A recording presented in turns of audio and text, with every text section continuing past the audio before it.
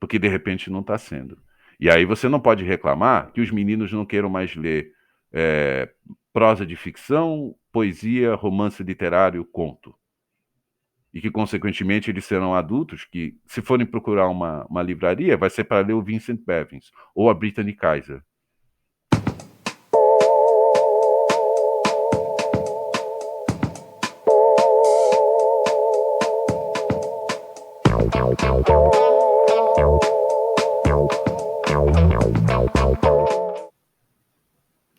Senhoras e senhores, sejam todos muito bem-vindos, muito bem-vindas, madames e messieurs, a mais um dos nossos bate-papos de sexta-feira, o nosso famigerado editorial do The Talk.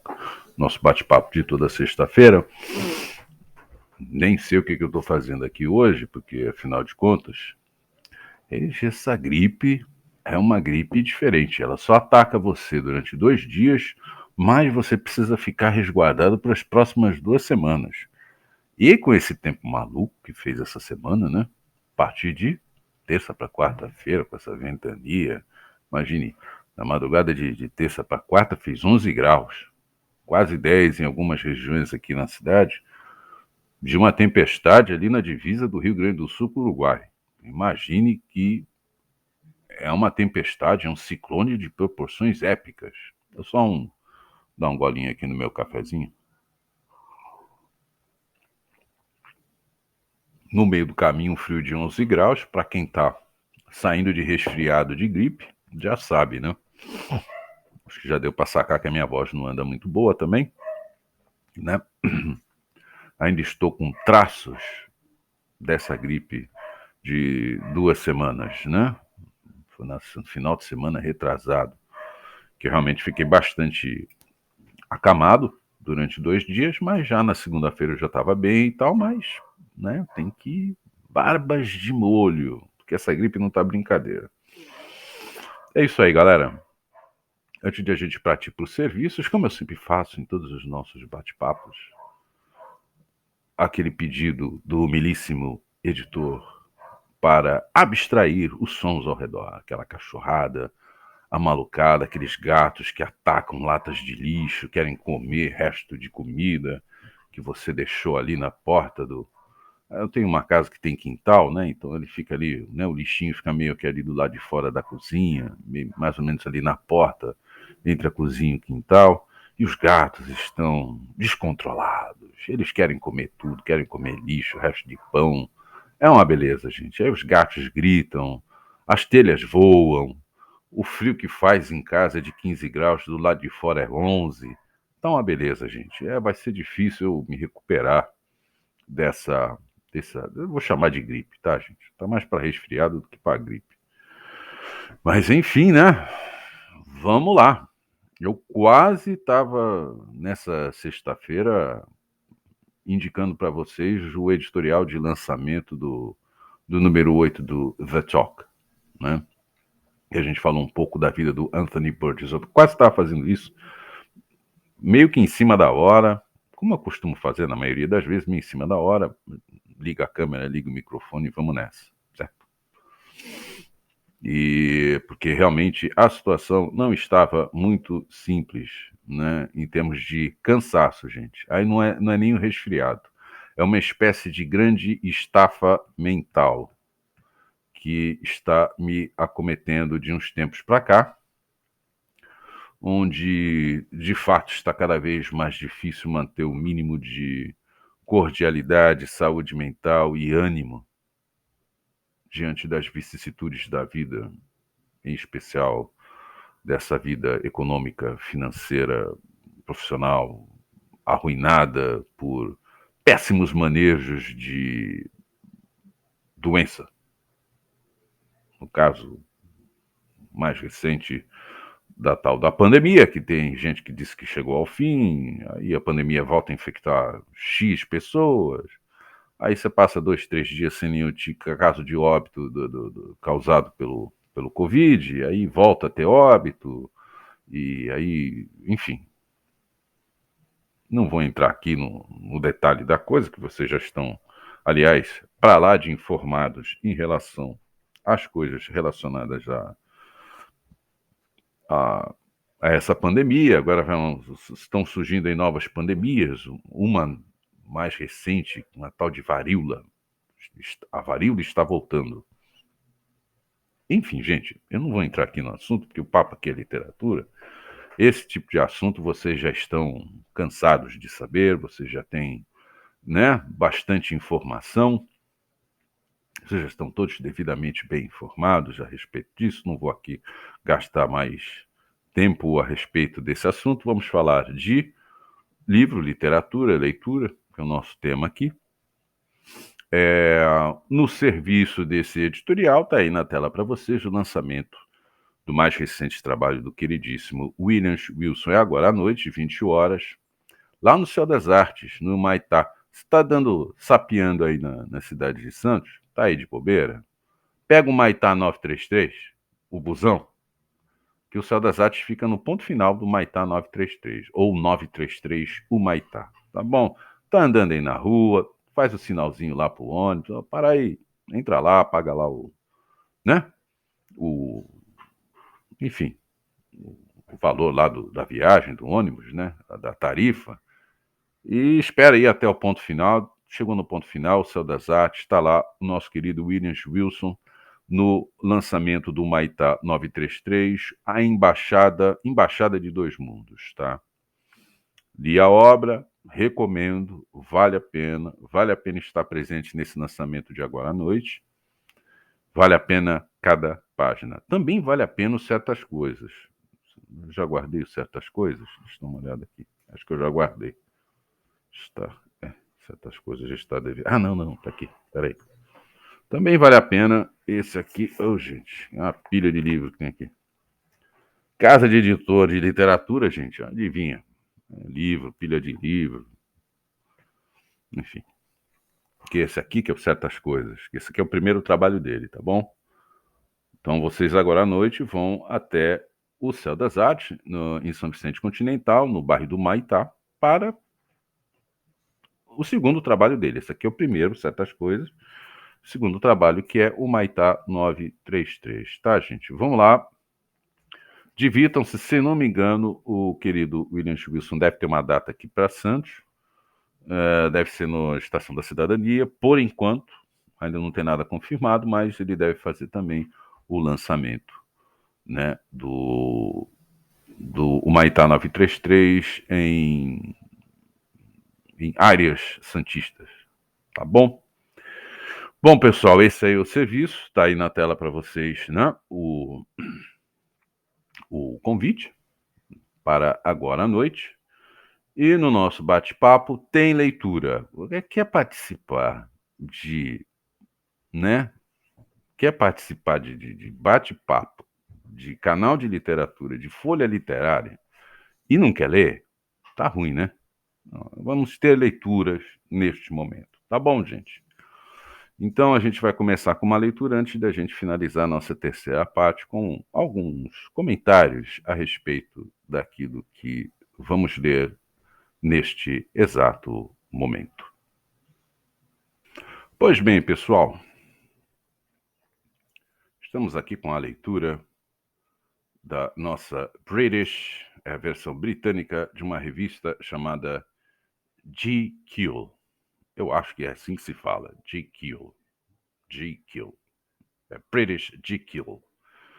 É uma espécie de revista masculina, mas diferente das revistas masculinas dos anos 70, anos 80, que tinha ensaios sensuais. Mulheres nuas, né? Diríamos que seria uma revista para o homem moderno. E preste atenção no moderno, tá bom? O homem moderno. E aí temos, enfim, relógios, cultura, moda, estilo de vida, aptidão, enfim. Na verdade, essa página aqui, gente, ela está em inglês, tá? Já que eu estou conversando com o público brasileiro, tem aqui um recurso de uma tradução. Ah, está traduzido. Não é aquela tradução eletrônica, toda quebrada. A parte da tradução quebrada, eu vou fazer algumas intervenções durante a leitura, tá bom? Para desquebrar a tradução, tá? Para explicar um pouquinho do contexto daquilo que a pessoa está falando, tá? Vou pedir paciência para vocês, porque de fato é uma leitura, eu vou ficar lendo aqui o texto, tá? Isso acaba esticando um pouco a conversa, né? Fica aquela coisa meio chata. Pô, a Marcela fica lendo a coluna da GQ, da British GQ, do Homem Moderno, tá. Puta, odeio esse negócio. Gente, isso aqui é uma folha literária. Folha literária a gente lê, pô, né? Então, de vez em quando, nos nossos bate-papos, teremos leitura. Peço paciência para vocês, enfim, né? Não é muito longa, não. A gente vai passar para a leitura agora, tá bom? Vamos lá. Com a leitura do nosso coluna cultural, escrito por Ash Sakar. Foi agora, no querido, durante essa semana, 17 de maio de 2022, ou seja, está fresquinho e tal. Diz o título da matéria, vamos para a leitura. Conversas com amigos. Por que os homens precisam ler mais romances? Não importa a morte do romancista masculino. Onde estão todos os leitores masculinos? Ash, né? Sarkar. Sobre por que todos nós perdemos quando metade da população vira as costas para os livros. Uau, uau, uau. Vamos lá. Vamos lá nos deliciarmos com essa leitura. É hora de dormir. Só um momentinho aqui. É hora de dormir. E eu e meu namorado estamos comparando notas. A expressão é compare notes, tá, gente? Compare notes é trocando figurinhas. Estamos trocando figurinhas sobre o que estamos lendo. Eu folheio os nomes em seu e-reader, uma espécie de Kindle da vida, vai. Pode ser no tablet também. É ficção científica, política ou política no espaço. E ele está na metade do caminho através de Kim Stanley Robinson, seguindo de perto nos calcanhares da China Miéville, Vincent Bevins, Ursula K. Le Guin, ou Le Guin. Meu francês é uma porcaria. Ele olha para as páginas da minha Jane Austen e enruga o nariz. Na verdade, a testa, né? Franze a testa. No caso, ele não enruga o nariz, ele torce o nariz. É tudo conversa fiada. Peço-lhe que explique o que ele quer dizer.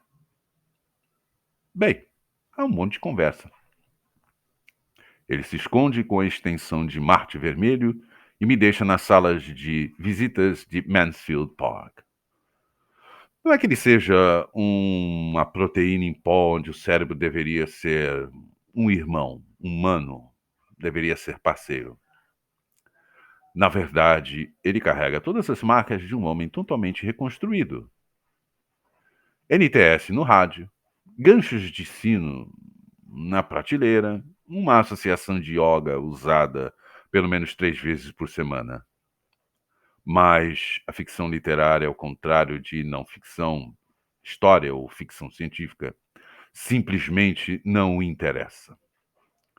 Por que cutucar os recantos e fendas do coração humano quando você pode terraformar planetas ou cavar nos psyops obscuros da CIA na Indonésia?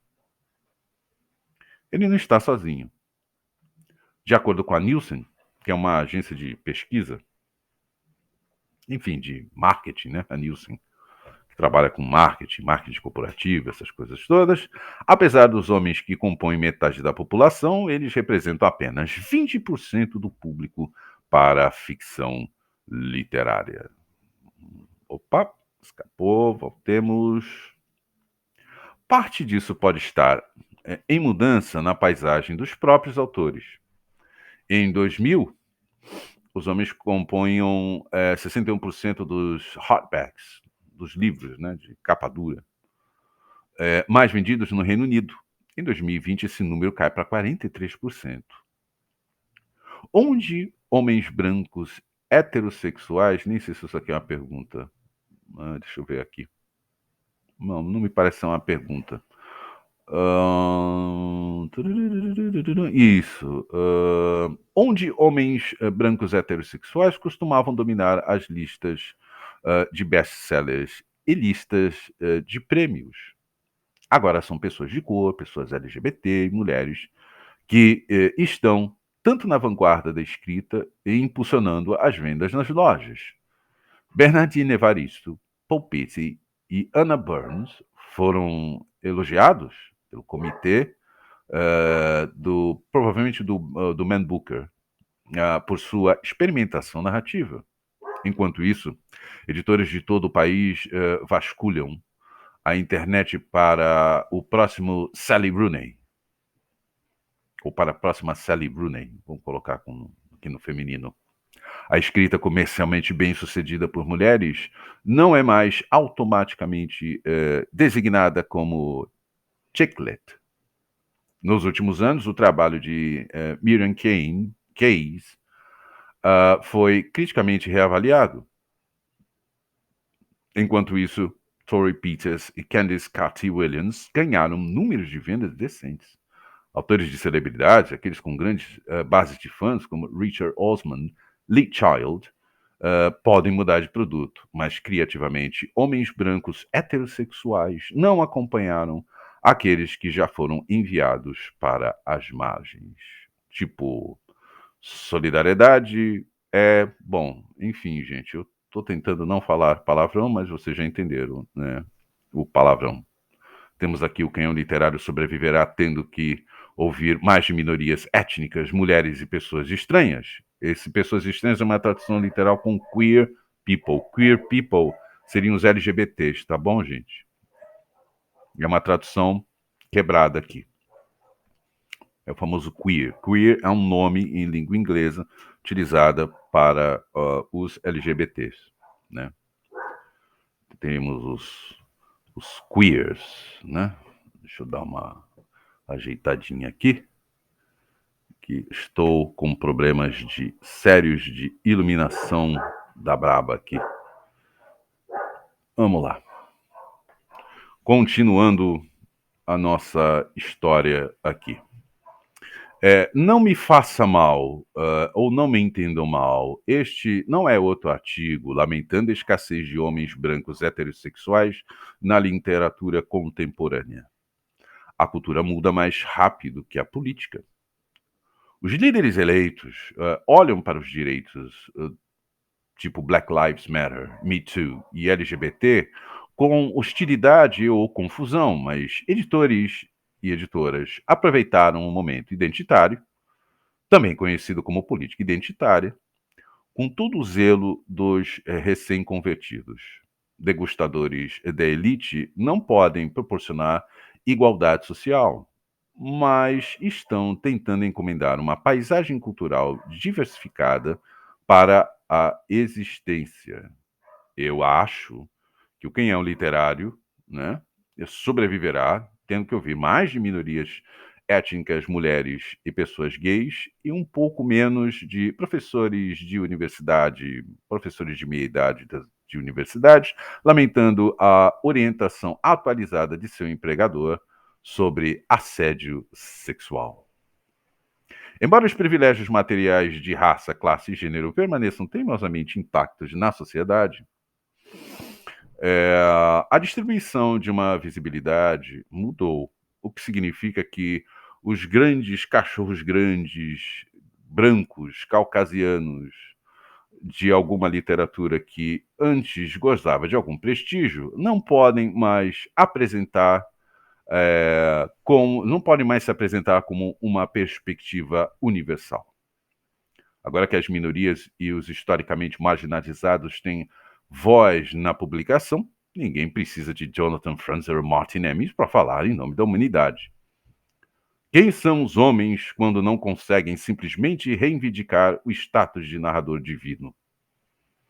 Além de algumas exceções notáveis, Fuckboy ou Fuckboy, deve ser alguma coisa assim, de Shanthor Comroe sendo um, escritores homens que não estão falando de outra forma, de uma perspectiva marginalizada, abandonaram, em grande parte, o romance como um meio de dar sentido à mudança cultural. Diante do desafio de se articularem como eles mesmos, É como se os homens brancos heterossexuais tivessem desistido das sutilezas da ficção literária e ditassem ou viessem, falassem alguma coisa do tipo: foda-se, estou fazendo stand-up sobre cancelar a cultura em vez disso. Daqui a pouco eu faço os comentários, gente. Vamos até o final da leitura. Se não me engano, estamos já perto do finalzinho. Né? Em vez de lamentar a perda do romancista masculino, como outros comentaristas fizeram, pode ser útil perguntar para onde exatamente o leitor masculino de romances foi parar, se ele alguma vez existiu. Até os titãs literários masculinos ainda se agarram, como os vencedores do Man Booker, Dylan Barnes e Ian Martell, que possuem audiências que são 60% femininas. Na verdade, apesar do domínio histórico dos homens que escrevem ficção literária, a ideia de um leitor masculino tem sido constantemente ridicularizada ao longo da história. Mesmo no auge do século XIX, ler ficção era uma atividade feminina. Havia algo um pouco sexy sobre mulheres que permitiam que livros ativassem suas paixões. Henry James escreveu que a reputação de uma senhora por ler muito pairava sobre ela como um envelope nublado de uma deusa em um épico. Mas homens que passam muito tempo dentro de casa, lendo romances e vivendo suas vidas através das provações e tribulações dos outros, eram amplamente considerados cucks. Cuck é uma expressão, gente, de homem frouxo, tá?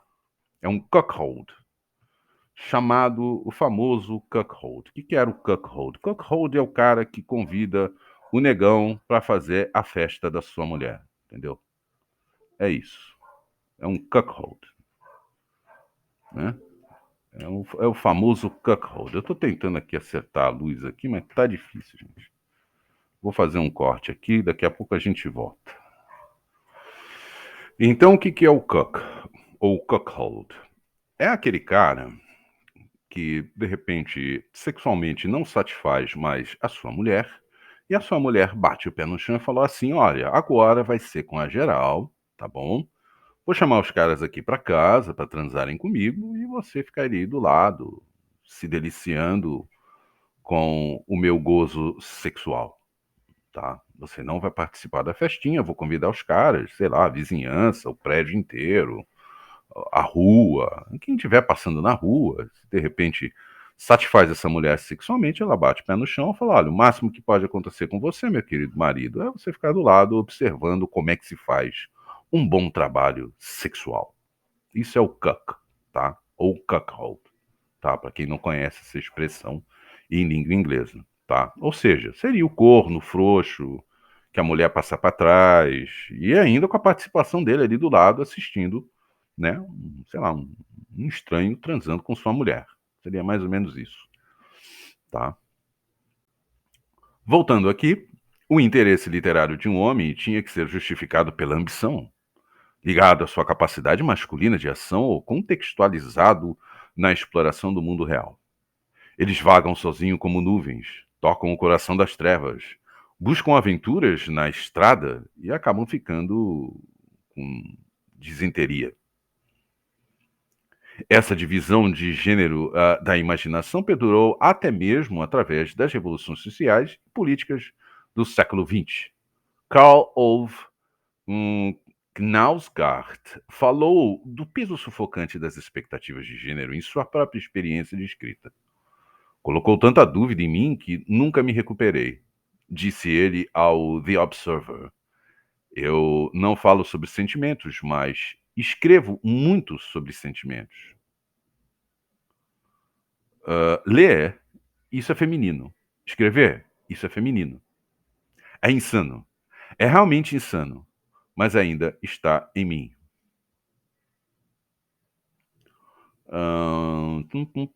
Continuando aqui. As mulheres sentam e sentem coisas, mas os homens saem e fazem coisas. A ideia de estar confinada dentro, confinada internamente, processar texto e levar um estilo de vida sedentário, tem sido tradicionalmente depreciada como sendo Até colocou aqui como desamarada. Deve ser desumana. Enfim, gente, tradução eletrônica tem esses problemas. Mas hoje é assim que a maioria das pessoas vive e trabalha. Mesmo antes da pandemia fazer escritórios de nossas casas, ou transformar nossas casas em escritórios, a mudança para uma economia baseada em informações e serviços entrou em colapso na distinção interna e externa entre homens e mulheres. Não é à toa que a curiosidade masculina está sendo direcionada para podcasts narrativos, não ficção, ficção e fantasia. Essas coisas te tiram de casa e te põem no mundo. Há uma relutância, talvez, em lidar com tudo, com o que tudo isso significa para os homens. O anseio melancólico por um mundo perdido de exploração, propósito e ação pode, como vemos na comédia stand-up ou na manosfera online, manosfera aqui é os brother, tá, gente? Os manos, a manosfera. Coalhar-se em um senso generalizado de aflição. Talvez o problema não seja que as mulheres passaram a dominar os campos tradicionalmente ocupados pelos homens. Isso aqui é uma besteira absurda, tá, gente?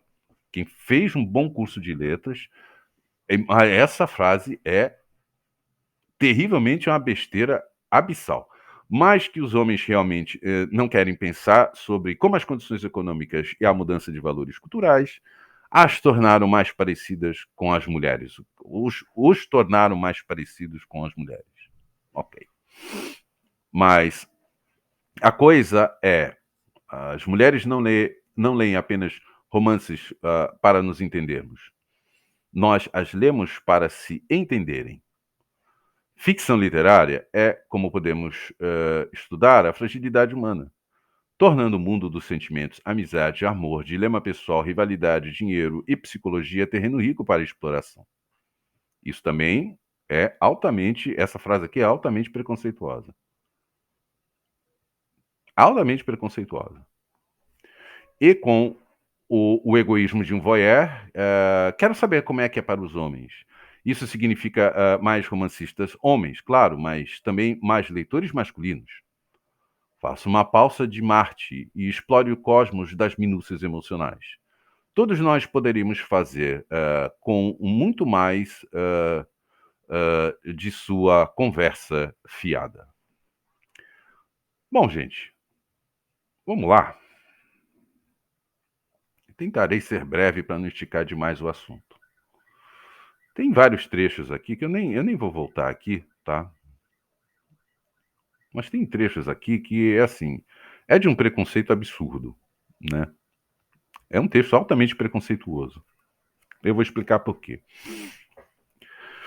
Tirando o ano de 1990, quando eu fui um militar, fui prestar o serviço militar para as Forças Armadas Brasileiras, no antigo 2º Batalhão de Caçadores, entre 89 e 93, estive dentro de um curso de letras. E eu quase não tenho heróis, eu só tenho heroínas. Todos os grandes nomes que eu utilizo inclusive uma que eu já cheguei a fazer, se eu não me engano, acho que o The Talk número 4, eu acho, que foi a entrevista com a Silvia Bittencourt. A Silvia Bittencourt era titular da Cátedra de Literatura Portuguesa, Literatura de Portugal. Minha amiga até hoje. É uma pessoa que eu tenho uma absurda admiração. Muito mais pela competência e pelo saber dela, do que necessariamente pelo fato dela ser mulher ou homem.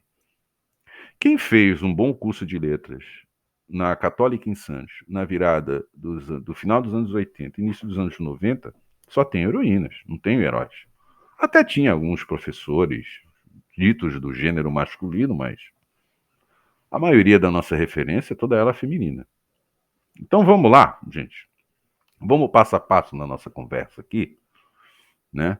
Para a gente acertar aqui os ponteiros, tá? E aí vocês vão começar a entender a diferença, tá? Entre aquilo que a gente chama de literatura e panfletarismo. E onde é que a engenharia social começa, né, a fazer suas vítimas, tá? Se você tem minorias sem voz, e essas minorias sem voz, elas ganham terreno, Consequentemente, se esse terreno ele não for alargado, alguém ficou sem espaço. Dado da realidade. Gente, quando eu falo dado da realidade, é o momento humorístico desse nosso bate-papo. Porque se é dado, só pode ser da realidade. É um pleonasmo redundante e vicioso. Dado da realidade. Pô, se é dado, só pode estar na realidade, né, gente? Seria a mesma coisa que a chuva molhada, né? Ou a chuva seca, ou a ilha fluvial do Rio, sei lá, né? Então, quando eu falo dado da realidade, vocês podem rir, né? Que é um pleonasmo. Mas eu utilizo o tal do dado da realidade exatamente para dar um tom jocoso, enfim, tentativa bem humorada de fazer aqui da nossa conversa um pouco mais de humor. Então, óbvio que tem um pleonasmo rolando aí na jogada, tá bom? É isso. Dado da realidade. Sempre foi um ambiente feminino. Um curso de letras sempre foi um ambiente feminino. Um cara entrar para estudar letras porque gosta de estudar literatura, meu irmão, é um desafio. É um desafio eterno de sofrer preconceito o tempo todo. Por quê? Porque o homem que lê, que estuda literatura é um baita de um frouxo. É um cuckold, né? Que é como boa parte da cidade me enxerga. É, gente, boa parte da cidade onde eu moro me enxerga como um cuckold, um homem frouxo que gosta de ler livros, em especial de prosa e de ficção. De fato, são a minoria? São a minoria. Mas a partir do momento que você tem uma minoria sem voz, essa minoria sem voz, ela ganha terreno e não tem dinheiro para alargar esse terreno, alguém ficou de fora. Beleza. Bom, se alguém ficou de fora, vitória, vitória. Você venceu. Se você faz parte de algum segmento que é minoria sem voz, e de repente hoje você é um grande sucesso editorial, está vendendo para burro, etc, etc, a indústria estende tapete vermelho para você o tempo inteiro, pô, legal, bacana, parabéns. Só que certamente você entrou no espaço que antes era ocupado pelas oligarquias cisnormativas caucasianas, famoso homem branco, né? Pois bem, esse homem branco já não tem mais nenhum valor, como de fato, de repente, dependendo da obra literária, já não tinha valor antes da chegada das minorias sem voz. De fato, haverá uma pluralidade de fulcros narrativos, e isso é excelente para a literatura, tá? Mas vai ter gente que vai ficar de fora. De repente, a galera que ficou de fora, ok. De repente, pode mudar a representação da coisa. Essa galera que ficou de fora, de repente, representava um trecho do público leitor. Se, obviamente, essa galera fica de fora, esse público leitor ele vai começar a migrar para outras coisas. Independe se é comédia stand-up, se é podcast. Eu tenho algumas reclamações em relação a podcast por questão de modinha. Mas nada muito sério. Nada que seja digno de nota. Convenhamos, tá? Então, a partir do momento que você ganhou o terreno de alguém que estava na oligarquia das cortes aristocráticas da indústria literária e você venceu, porque você fazia parte da minoria sem voz e agora a minoria sem voz participa da indústria, para que você vai lamentar a perda do homem não lendo romances literários? Ou lendo romances literários que de repente você não curte. E aí é que eu acho que está o problema. Não basta somente o homem branco, caucasiano, blá blá blá blá blá blá, cisnormativo, etc, etc, perder o espaço. Ele tem que se readaptar à nova realidade proposta pela indústria, ou pelo público leitor, ou por alguma coisa nesse sentido. Gente, literatura é gosto. É que nem comida. Tem gente que não gosta de jiló. Tem gente que prefere uma pizza à lasanha. Tem gente que prefere lasanha à pizza. Tem gente que não quer nenhum dos dois, quer comer uma feijoada. É assim que é a literatura. Ela é quase que 90, 95% baseada em paladar. É o seu paladar que vai determinar se você vai continuar lendo aquele livro ou não. Se de repente você olha para o livro, tá, você está lendo lá, tá difícil chegar até o meio da obra, porque eu falei, pô, esse texto aqui tá meio chato. Às vezes o problema não é com o autor, nem com o estilo, nem com se é uma literatura LGBT, ou se é uma literatura antirracista, ou anti-homofóbica, ou anti alguma coisa, ou que é como é que se diz? Minoria sem voz. É uma voz narrativa que representa uma minoria sem voz. Não, o texto é ruim, gente. O texto é ruim pra cacete. A ponto dos próprios LGBTs, dos próprios antirracistas, né, da própria luta antirracista, antifascista, não conseguirem chegar ao final do livro. Não porque o livro não trata do assunto do momento ou do assunto da moda. É porque o texto é ruim. Por isso que você não chegou ao final não é porque está falando de feminismo, ou está falando de racismo, ou está falando de homofobia, ou está falando de violência contra minorias sem voz. Não, é porque o texto é ruim mesmo. Texto bom ainda conta, gente. Dependente de quem está escrevendo. A partir do momento que você tem uma vitória substancial, no sentido de ocupar o terreno e finalmente, e aí eu concordo plenamente, você ter diferentes fulcros narrativos, diferentes visões de mundo dentro da prosa de ficção, que é um negócio absurdamente saudável, se porventura esse terreno ele não foi alargado, alguém ficou sem o espaço. E se alguém ficou sem o espaço, por que você se importa tanto com aqueles que perderam o espaço? Então não basta somente a vitória da ocupação de espaço, tem de fazer cabeça. É aí que começa, né? É aí que começa a nossa querida panfletagem. Ou a literatura ela é regida pelo paladar do leitor, e se o leitor se sentir satisfeito com um determinado texto, sinta-se à vontade, ou então esse leitor ou essa leitora será obrigado a ler determinadas obras para que haja algum requinte filosófico, psicológico, psiquiátrico, emocional. Isso é aparelhar a literatura. E quando você aparelha a literatura, você está a um passo de transformar uma obra de arte num panfleto chinfrim e muito do ralo, muito do chulo e muito do barato. A ponto de um determinado segmento de eleitores, no caso, homem heterossexual, blá blá blá blá blá blá, cisnormativo, caucasiano, branco, etc, etc, etc, começar a achar muito mais graça em ler os livros do Vincent Bevins e das ações da CIA na Indonésia, em 65, se bem que ele, ou passant, ele fala um pouco dessa influência da CIA no golpe um ano antes, em 64, no Brasil, tá? De repente é muito mais interessante para aquele leitor. Você vai obrigar o leitor a, ó, para você ler o Vincent Bevins, você vai ter que ler esta obra, sei lá, escrita por um militante alguma coisa, ou por uma militante alguma coisa. Não, não tem essa obrigatoriedade dentro de uma livraria. Onde é que vocês tiraram essa ideia? Isso sem contar com outra coisa também, que aí começa o preconceito da barra pesada. Primeiro, acha que todo homem que lê romance literário é um frouxo, é um cuckold. Isso, este editor que está conversando com vocês neste momento, nesse bate-papo, passou 30 a quase 40 anos de sua vida sofrendo esse tipo de preconceito.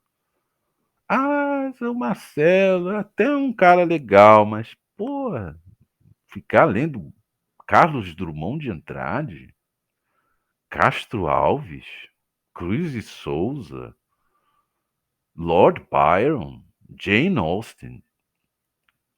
Toda vez que você fala perto dele de Marguerite Yourcenar, ele vibra. Pô, isso não é homem, né?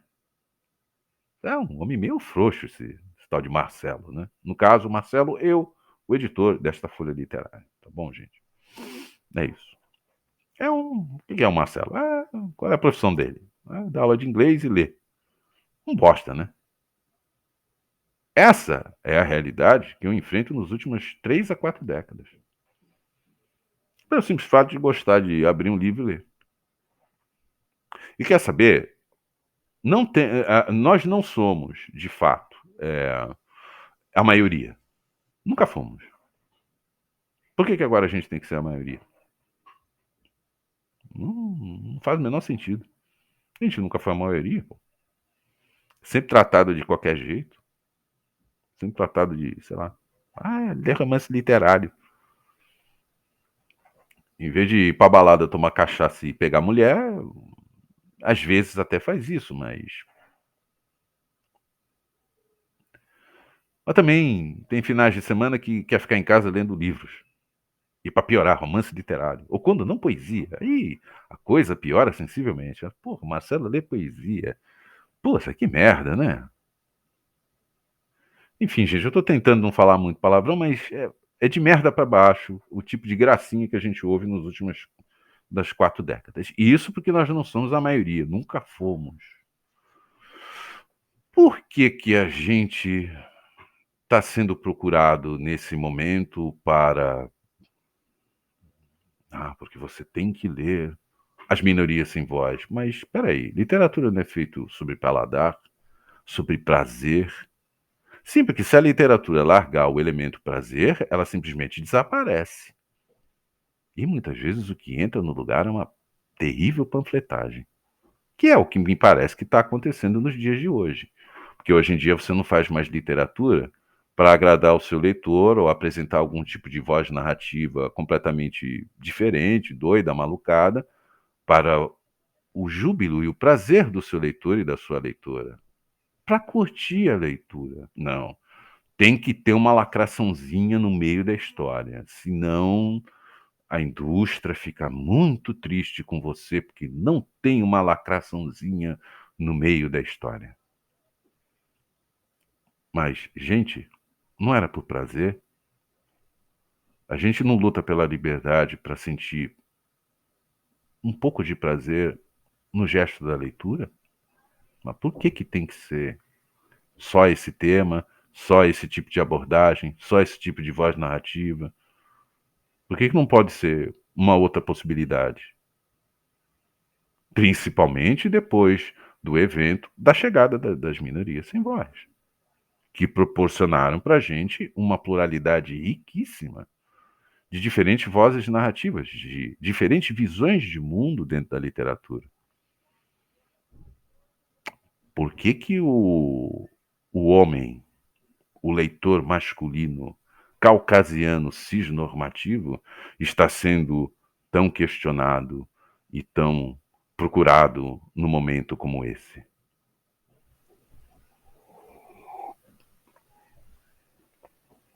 Um pouco do nosso cafezinho. Não faz muito sentido, gente.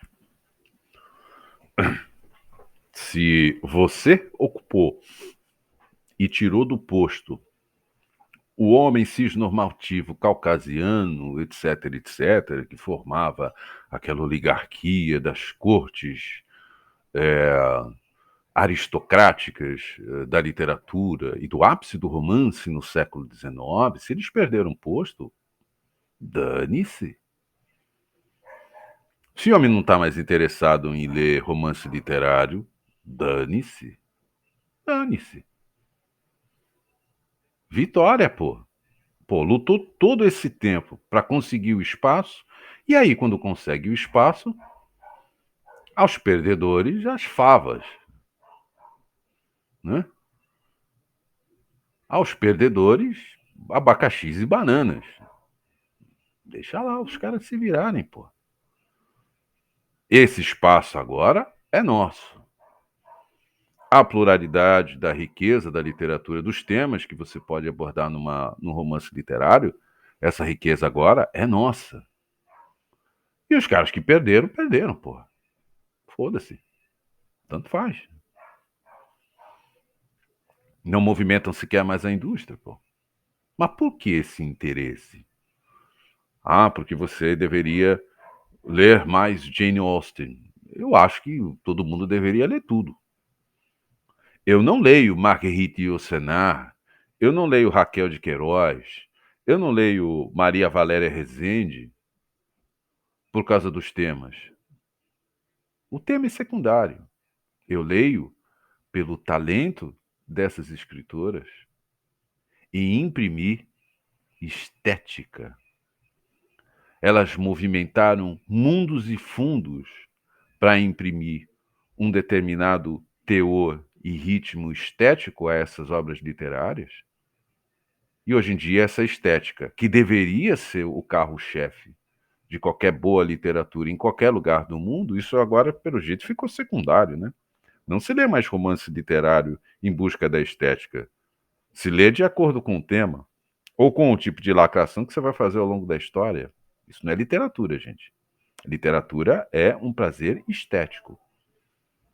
É um paladar estético que você pode desenvolver ou não. Tanto faz. Saiu disso, não é mais literatura. Saiu disso, não é mais literatura, pessoal. Desculpe. Literatura é a arte, é a escrita como arte. E escrita como arte mexe com estética 300%. Independente do tema, do personagem, ou, sei lá, do tipo de tema que você quer abordar na obra, se vai ter lacração ou não, isso é secundário. É uma arte do texto. E se o texto está mal escrito, uma construção narrativa completamente complicada, entendeu?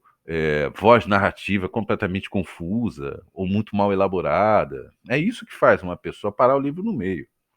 Não é o tema que ela está tratando. É o prazer estético que esse leitor, que essa leitora tem da obra que essa pessoa está lendo. Isso é a literatura. Saiu disso, e aí a gente vai começar aqui a fazer finalmente a nossa finalização aqui, depois de quase, de novo, uma hora de falação, como sempre, né? Papos longos, né? É aí que começa a panfletagem. É aí que começa o sumiço da literatura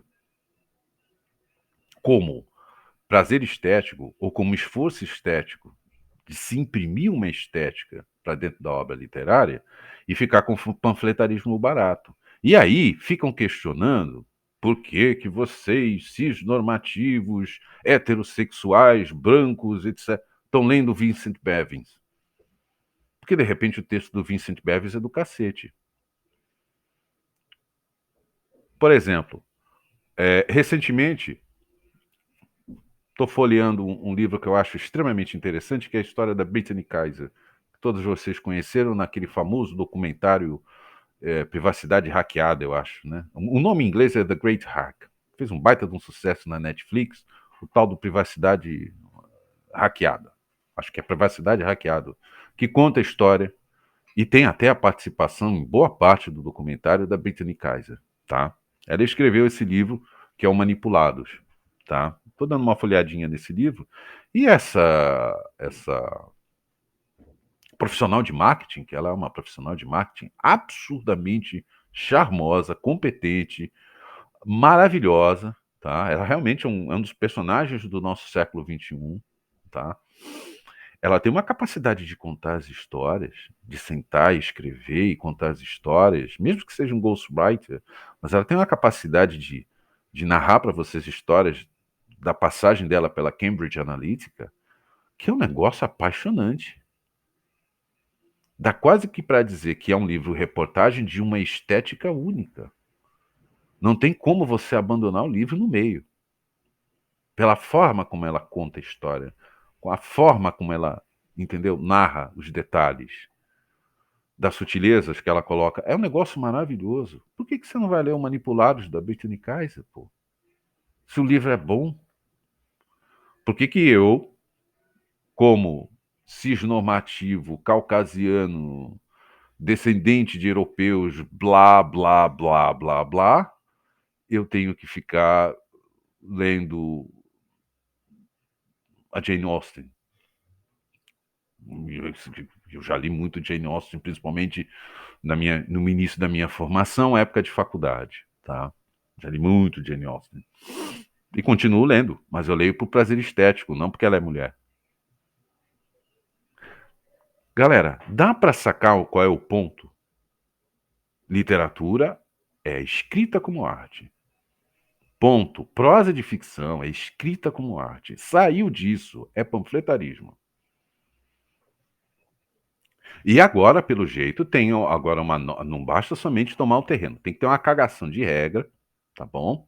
Tem que ter uma puta cagação de regra no meio do caminho, tipo, olha, eu sei que você está lendo Vincent Bevins, mas não, você tem que ler a Marguerite Yourcenar. Eu sou o primeiro a... Ó, gente, se você ainda não leu Marguerite Yourcenar, leia. É um prazer estético absurdo que essa mulher consegue fazer nos textos literários.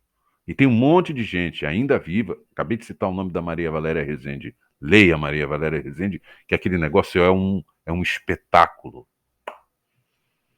É um espetáculo de texto, um espetáculo de estética, um espetáculo de arte. Não é, não são as genitais da pessoa que está em jogo. É a capacidade estética de me vislumbrar, não é vislumbrar, gente, de me maravilhar diante de tanta beleza. Essa é a literatura. Independe do tema. Ou seja, não basta somente a cagação de regra. Agora o cara tem que largar o Vincent Bevins para ir na Jane Austen. E aí fica uma coisa que nenhum dos movimentos hoje, participantes da engenharia social, feminismo, antirracismo, anti-homofobia, LGBT, etc, etc, etc, né? Vozes da periferia, aquela coisa toda, nenhum desses movimentos conseguiu resolver o problema. Nenhum deles conseguiu resolver o problema, que é o seguinte: por que o cara tem que largar o Vincent Bevins para ler a Jane Austen? Ou qualquer outra autora? Se, na maioria do tempo, os homens que realmente se interessavam por poesia e prosa de ficção, romance literário, conto, etc, etc, eram tirados para bichinhas. Explica pro tio. Sim, porque essa graça eu ouço, eu tô com 51, a minha vida como leitor começou com 7 anos de idade, pô, já vai por baixo umas 4 décadas. Ah, você lê livro? Você precisa ver a cara das pessoas que conversam comigo quando eu falo que eu passei um final de semana lendo um romance literário. Tipo, esse aí precisa sair do armário. É assim que a sociedade trata uma pessoa que gosta de ler um romance literário. E que, porventura, é heterossexual, ou cisnormativo, ou é heteronormativo, esse monte de nome que falam para pessoas heterossexuais masculinas, né? Tem nome estrangeiro, né? E é branco, é considerado branco, caucasiano, num país como o Brasil, etc, etc. Ah, mas precisa sair do armário logo, porque passou o final de semana lendo um livro. Você viu ler um livro, muda sua sexualidade? Eu não entendo isso.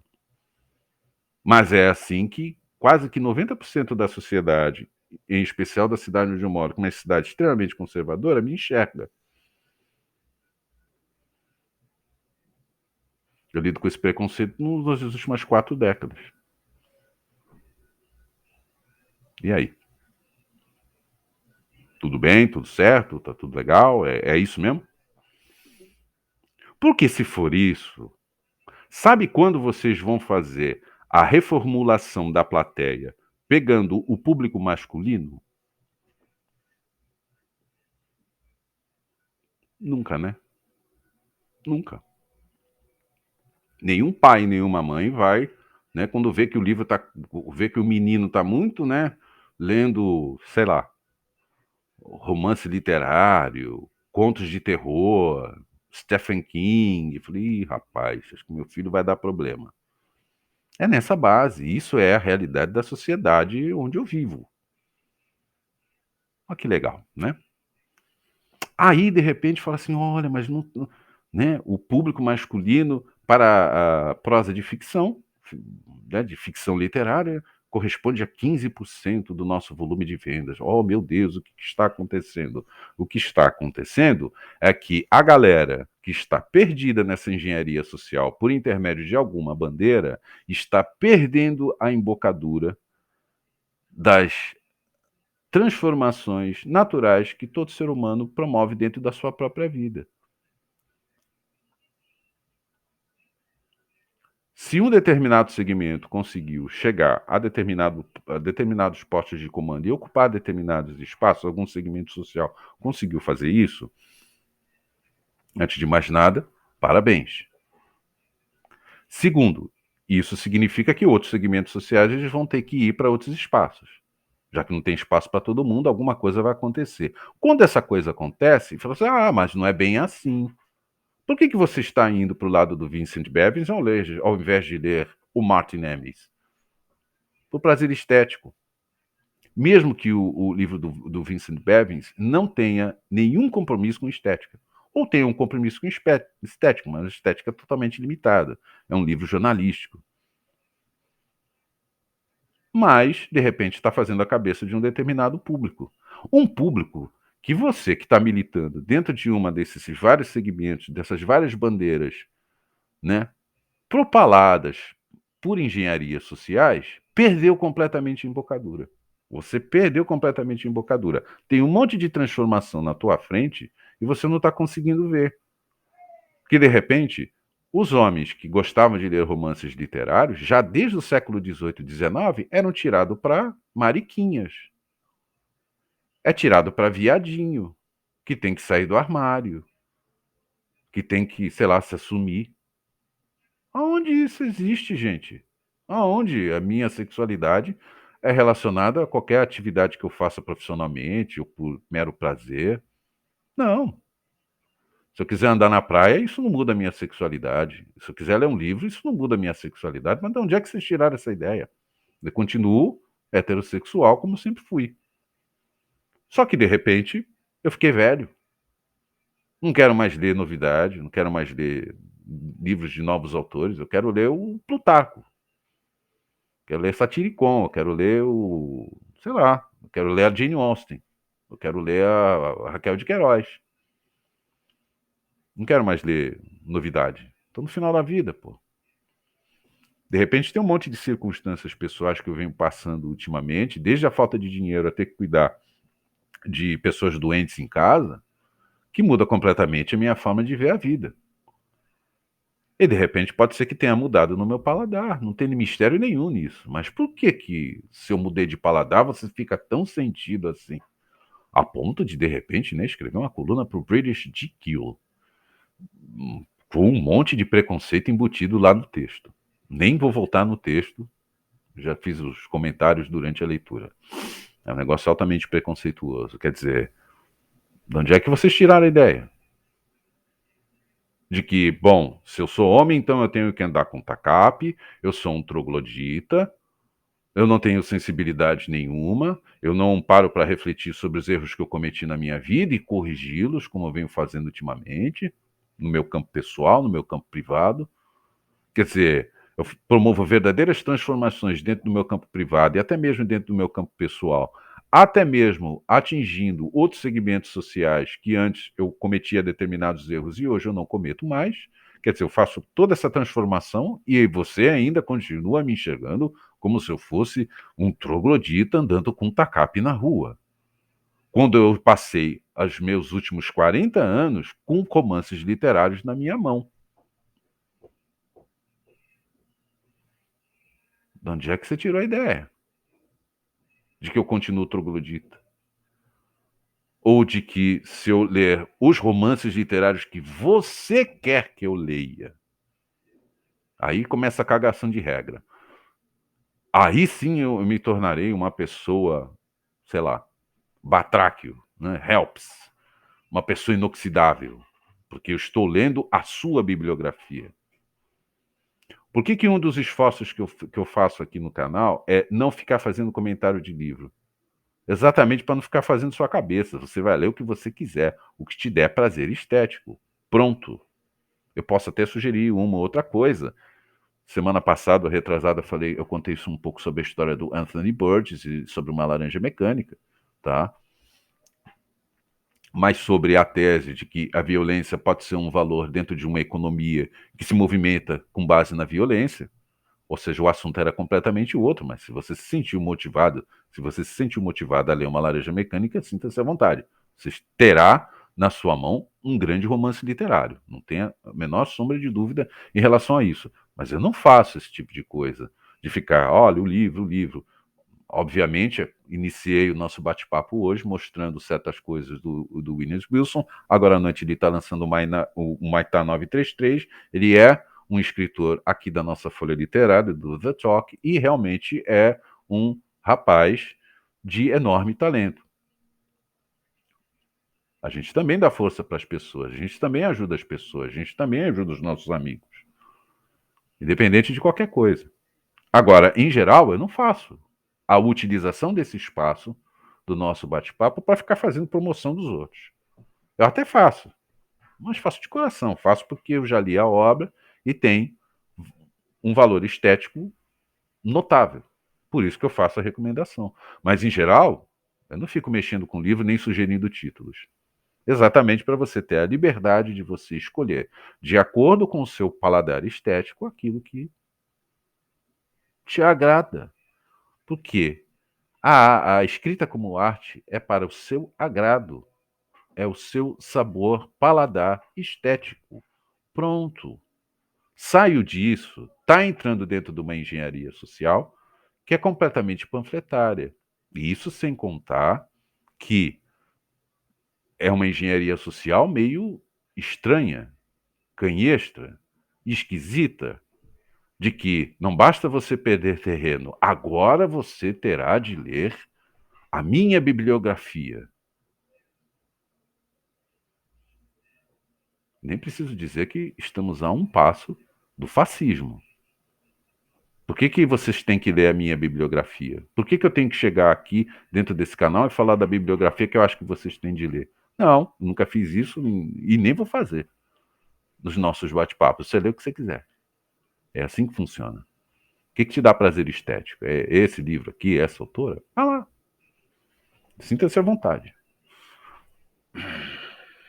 É assim que funciona. Não, vocês têm que ler a minha bibliografia, porque a minha bibliografia é melhor. Isso não é literatura. Isso é cagação de regra, isso é engenharia social. Não. Você faz o que você quiser fazer. Você segue o que você quiser seguir, você lê o que você quiser ler. A gente não lutou pela liberdade, liberdade inclusive de escolha, de não ter mais que ficar dentro de uma vida sem sentido, dentro de uma vida que só causa dor e sofrimento para a gente. Quer dizer, a gente luta por essa liberdade e agora eu vou vir aqui utilizar esse espaço para ficar colocando na tela de vocês aí a lista da semana daquilo que vocês têm de ler. Não, vocês têm de ler o que vocês quiserem ler. Pronto. Literatura funciona assim. E se de repente o público masculino, que já nunca se sentiu muito motivado a participar da prosa de ficção, conto e poesia, nunca, porque sempre foi coisa de maricas, de cockhold. Isso é uma vida inteira esse tipo de preconceito que a gente sofre, tá? E um monte de piadinha no meio do caminho. Quer dizer, isso já de fato nunca existiu. Já nunca foi em grande número. Sempre foi 10, 15% dos homens heterossexuais que gostavam de ler romance literário. Sempre foi a minoria. Então não sei por que vocês estão estranhando, porque está diminuindo a participação do público masculino na leitura de ficção literária. Mas nunca foi grande. De onde é que vocês tiraram essa ideia? Mas tudo bem, vamos levar em consideração que de repente realmente o número caiu. Por que as crianças na escola que são, enfim, os meninos não querem mais ler livro? Vá procurar saber, pô. Mas acate a resposta. Não tente, diante da resposta que você vai obter à sua pergunta, ficar retorcendo, contorcendo e distorcendo a realidade. Porque sim, dependendo do tipo de resposta que você obtiver da sua pergunta, você não vai gostar nem um pouco da resposta. E aí você vai agir de uma determinada forma a forçar a pessoa a fazer um determinado tipo de coisa que ela não curte. Estamos às portas do fascismo, né? E isso sendo feito dentro de sistemas escolares para crianças. Se de repente os meninos eles começarem a olhar para o ambiente escolar e falarem assim, isso aqui é um ambiente 300% feminino, acate a resposta. É, de repente, um ambiente 300% feminino. E que, de repente, eles não se sentem muito à vontade lá para fazer determinadas atividades. Ou seja, vai ter que ter muito, né? Vai ter que encher muito a veia do pescoço para mudar esse sistema escolar para que o acolhimento de fato seja universal. Porque de repente não está sendo. E aí você não pode reclamar que os meninos não queiram mais ler é, prosa de ficção, poesia, romance literário, conto. E que, consequentemente, eles serão adultos que, se forem procurar uma livraria, vai ser para ler o Vincent Bevins ou a Brittany Kaiser. Porque isso já vem desde a mais tenra idade dentro de um ambiente que, de repente, não era muito acolhedor para meninos. De repente, isso pode estar acontecendo. E, de repente, isso pode agora estar refletindo na diminuição da participação masculina heterossexual, por exemplo, nas taxas de venda de determinados livros que deveriam ser lidos por todo mundo. Mas por que esse segmento? Porque de repente esse segmento está indo para um outro lugar que você ainda não se apercebeu e que você ainda não entende qual é a mecânica dessa transformação e qual é a mecânica dessa viagem que está começando, dessa jornada que está começando. E ao invés de você tentar entender, você simplesmente, né, pega uma coluna do Prejudice GQ para destilar o seu preconceito em relação a um monte de coisas lidas no início desse nosso bate-papo.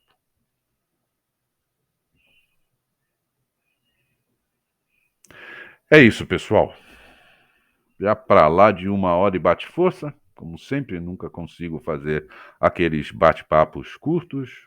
Eu sei que eu também desrespeito muito as normas de boa etiqueta do Você Tubo, né? Que tem que ser tudo curtinho, porque eu não vou gastar 1 hora ouvindo este mentecapto, no caso eu, né? Ficar falando. Enfim, gente. No desejo que vocês tenham um excelente final de semana, tá? A gente, por enquanto, aqui vai recuperar um pouco aqui das energias do pós-resfriado, pós-gripe, que apareceu há 2 semanas atrás.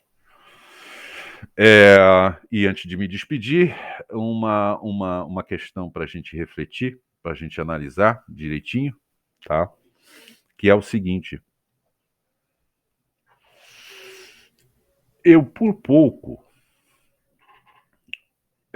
decidi ao longo dessa semana, talvez por causa da questão da gripe, do resfriado e tal, mas também um pouco por causa do meu estado de espírito, dar 2 semanas de folga dos nossos bate-papos. Isso realmente passou pela minha cabeça, tipo, vamos dar umas 2 sextas-feiras aí, para a gente ficar de boa, ficar sossegado, para poder se recuperar plenamente, né? Para poder voltar com força total daqui a 2 semanas, enfim. Ia fazer um Vale a Pena Ver de novo, pegar um ou outro editorial para colocar como sugestão do nosso bate-papo de sexta-feira, dos editoriais que eu já fiz, enfim, eu ia fazer um Vale a Pena Ver de novo para poder ter essas 2 semanas, essas 2 sextas-feiras de descanso, né? E de repente eu me vi na situação do seguinte: quando eu li essa coluna do British GQ, né, dessa sandice maluca publicada nessa revista, cuja leitura eu fiz no início do nosso bate-papo, talvez seja esse tipo de coisa que dá uma espécie de cansaço brutal. É um cansaço eterno, a ponto de fazer com que qualquer pessoa, eu, vocês, seja quem for, de repente decidir largar tudo, parar com tudo, né? Quando a gente encontra colunas como essa, que eu li para vocês nesse nosso bate-papo dessa nossa sexta-feira, é que você para pensar e, bom, eu sou de uma escola que era escrita como arte e a estética contava muito, independente do tema ou de quem tinha escrito aquela obra literária. A geografia era, de fato, uma coisa completamente secundária. Pelo jeito, virei um dinossauro, né? Hoje em dia não funciona mais com base na estética. E quando você se encontra na situação de que, de repente, a estética não norteia mais sequer a própria arte, qual é a premissa?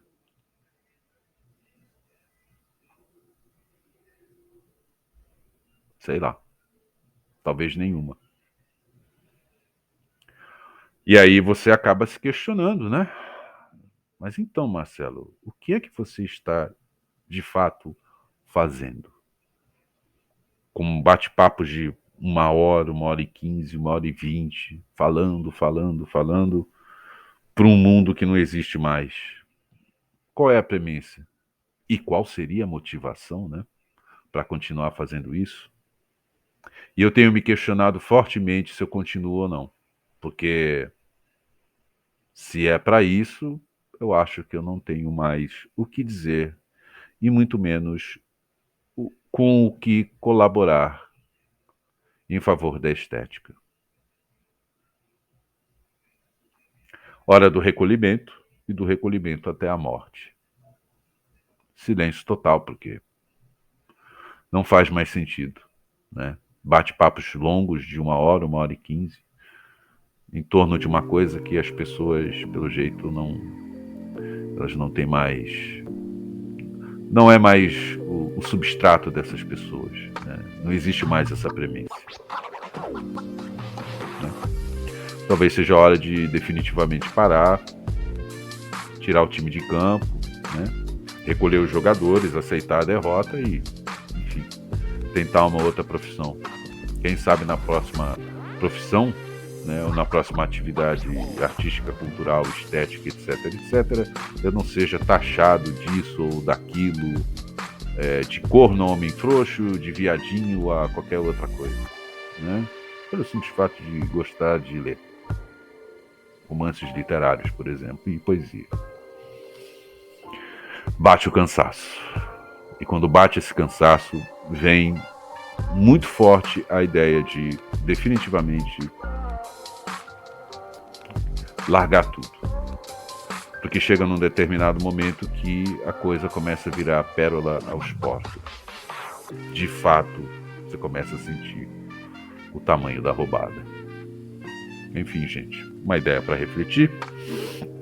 Que vocês tenham todos um excelente final de semana, tá bom? Obrigado pela paciência de vocês todos até esse momento do vídeo, né? Ficou, como sempre, longo demais, né? Obrigado pela paciência de vocês, por vocês terem chegado até esse ponto desse nosso bate-papo. Gente, beijo no coração de vocês todos, que tenham um excelente final de semana. E na próxima sexta-feira, quem sabe, se eu tiver alguma energia e paciência para as coisas, né? Eu estou de volta com mais um dos nossos bate-papos, dos nossos editoriais de sexta-feira, tá bom? Gente, um super beijão e até a próxima.